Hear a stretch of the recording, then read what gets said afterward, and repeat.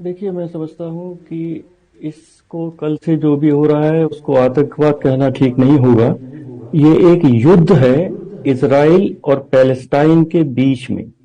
और ब्रेक से पहले जो आपकी बैकग्राउंड आपको दिखा रहे थे, 1947 का जो रेजोल्यूशन है यूनाइटेड नेशंस का नंबर 181, वो दो स्टेट सॉल्यूशन की बात करता है।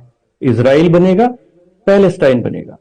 और पिछले 70-80 वर्षों में बहुत कोशिश हुई है, ओस्लो अकॉर्ड हुए, बहुत सारी चीजें हुई। पर पिछले 2-3 साल में, 5 साल में इजराइल की नीयत बदल गई है। इजराइल नहीं चाहता कि पैलेस्टाइन बने। भारत की हमेशा ये नीति रही है कि दो स्टेट सॉल्यूशन होना चाहिए, पर पीसफुल होना चाहिए। पर जिस तरह से इजराइल नए नए अपने सेटलमेंट्स बना रहा है, जिस तरह गाजा को पूरा उन्होंने घेट्टो बना दिया है। पिछले वर्ष 155 पैलेस्टानियंस को मार दिया इजरायली ट्रूप्स ने। इस साल अभी तक 172 पैलेस्टीनियंस को वो मार चुके हैं। 9,000 पैलेस्टीनियन इजराइल की जेलों में हैं। तो पूरी जो बहुत अच्छी तरह गंभीरता से ये विचार करने का विषय है कि जिस तरह इजराइल पैलेस्टीनियंस को पुश कर रहा है, प्रेशराइज कर रहा है, उनको घेट्टो जैसा बना दिया है।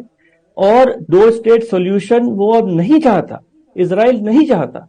तो पैलेस्टीनियंस क्या करें? ये युद्ध है। और भारत को और दुनिया के सब देशों को ऐसा कोई स्टेटमेंट नहीं देना चाहिए मेरी निगाह में, जिससे इजराइल और एग्रेसिव हो और जो सिविलियन पॉपुलेशन है पैलेस्टाइन की उसके ऊपर हमला करे और मारे।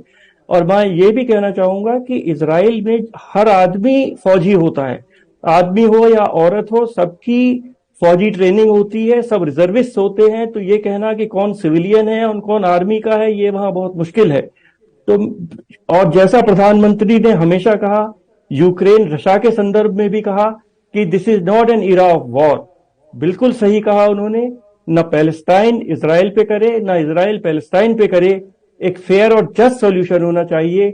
और मेरा ये मानना है कि इजराइल की जो नीति पिछले 4-5 साल में रही है वो फेयर और जस्ट नहीं है। वो पैलेस्टाइनियंस को दबाने की है, उनको बिल्कुल बेअसर करने की है और उनको बिल्कुल कोने में धकेल देने की है। तो कोई भी अगर इस तरह कोने में धकेला जाएगा तो उसको जो हक है कि वो पलटवार करे, मेरा ये मानना है। जी, दुआ साहब यहाँ